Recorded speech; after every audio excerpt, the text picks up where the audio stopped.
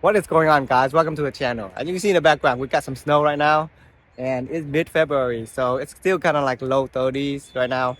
And today I want to share with you guys in this video is how to make a clone or propagate your figs, and it's pretty much really easy. So let's get to it. See here, this is my fig patch, really overgrown fig patch, a lot of figs. We did got some nice fig last year, but not enough. Here's my desert king right here, and it's grown really tall, almost around 15 feet right now. So next year it's probably gonna hit like 20 feet or so. So what we need first is some cutting, right? Let's get this one because it's kind of growing out on the side and I want to take it off, so that way I don't have to print it later.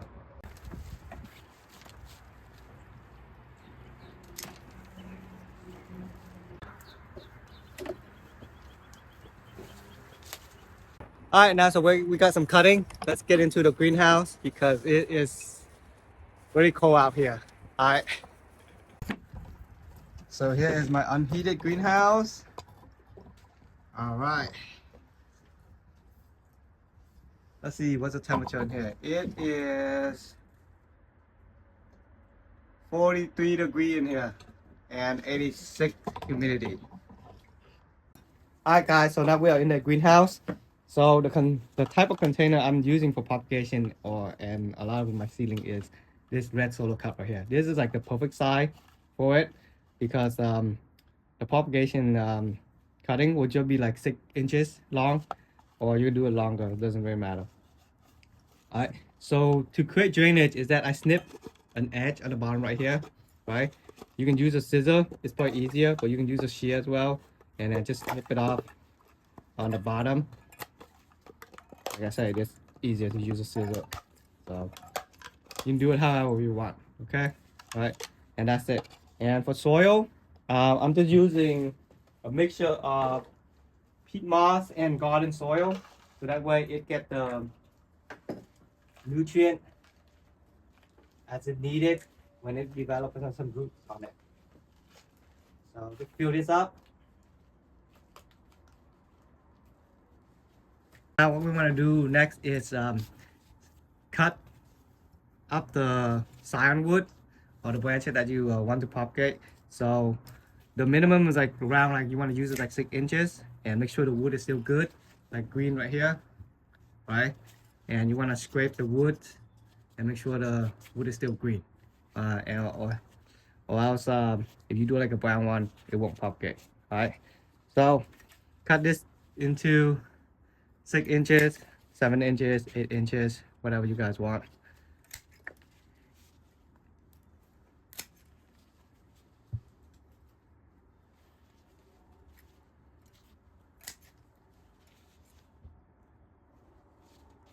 Keep this like that.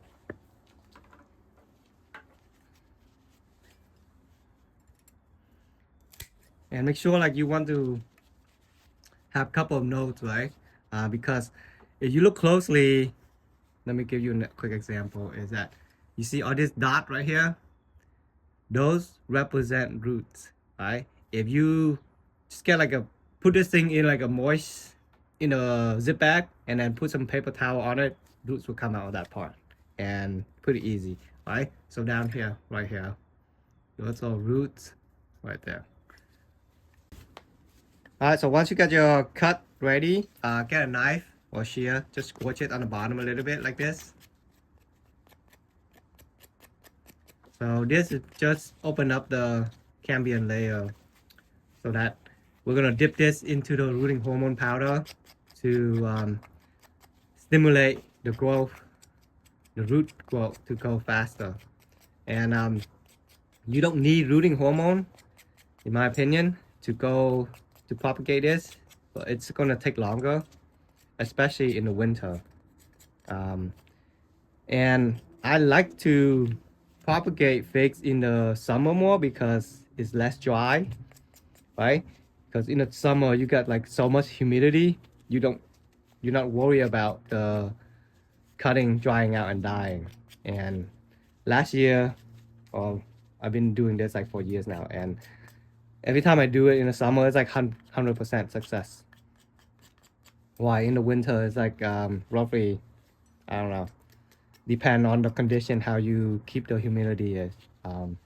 But in the winter, it will probably, I would say my success rate, if I don't take care of it, it will be like 60%, 70% success rate. But if you get like a dome, right, and keep the humidity high and enough warm, it will go really fast and you have a higher success rate. Like that, like so. All right, so the next step, now that we got a potting soil ready, is that you want to get some rooting hormones right here. Link in the description if you guys need it. I want to use my link, and then make sure to get the end of the cutting where you scratch it and dip it in there, make a little swirl like this. All right, just cover like so. All right, so once you got that going, just get a pot soil, shove it down.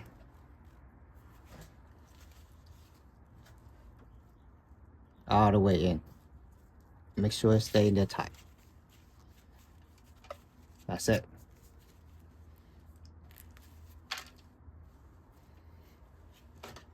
So I'm gonna continue to do the rest of this.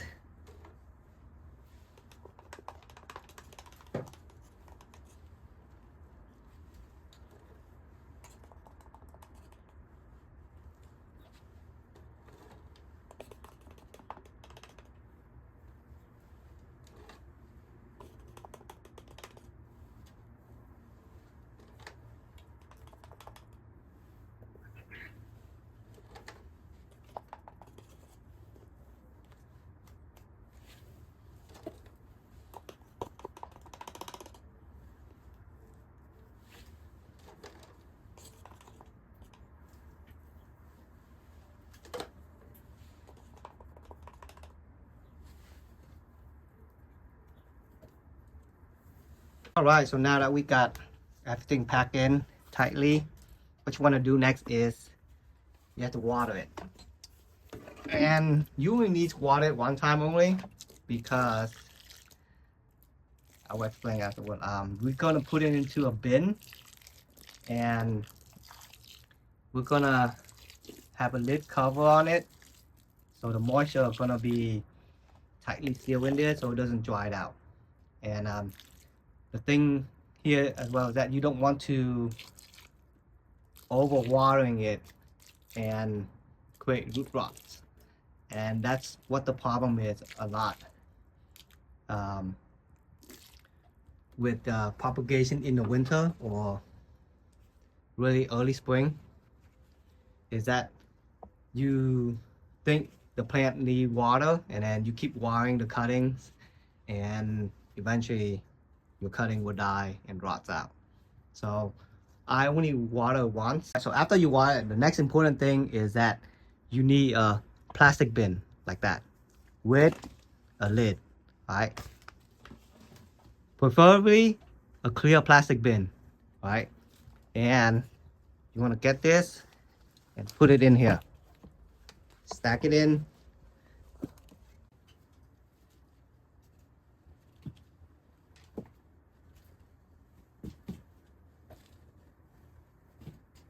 Okay, so once you put all your cuttings in the plastic bin, what you want to do is cover this up. What this does is that it creates a miniature greenhouse and keeping the humidity in there. And since I'm in a greenhouse outside, unheated, it's basically like a double layer protection and keeping this this whole section warm, so that way it will stimulate the growth, right? And also I put it right where my door, where the sun gonna hit as well, so I get like partial sun when the sun's come out, and it will warm up that miniature greenhouse over there, and it will help the cutting to put out roots and grow faster. Alright, there it is, guys. So that's how you propagate in the winter. Again, there's two factors that you need to take into consideration. Basically, because in the winter it's really dry, right? And if you bring this into the house as well, leave it in a container as well, the bin, right? So because it create that humidity dome for your cutting to grow, right? So, and also the heat. If you bring inside, you get more heat because your house is warmer than the outside, right? And if you want to get it to grow faster, put in a heat mat underneath it, right? So that's why I don't really like to propagate figs in the winter, in my opinion, because it's too much maintenance. In the summer, you have the heat and the humidity already. All you have to do is just put it in the bin container like this as well, but put it in the shade and just forget about it and it will grow. I got here in my hand is the one that I propagate in the summer right here, and I'm going to show you guys the root system. See how well it did, right? So check that out. The root system is really strong and robust, right? Right there, big root. So this is ready to be planted in this spring, and it doesn't take that long to get the roots to grow. Once you start to see the leaves growing out on the cutting, then you know that like it's successfully take, and the root, you have a nice root system on the bottom, right? Right there. This one doesn't have a nice root system yet. Well, it does, but it's not like bounded yet, so it's still growing. But these are the last year growth right here, last summer, so it's pretty good size. All right, so there it is, guys. So if you guys enjoyed this video or like gardening, make sure to hit the like and the subscribe button and follow my gardening journey, and I will see you guys on the next video.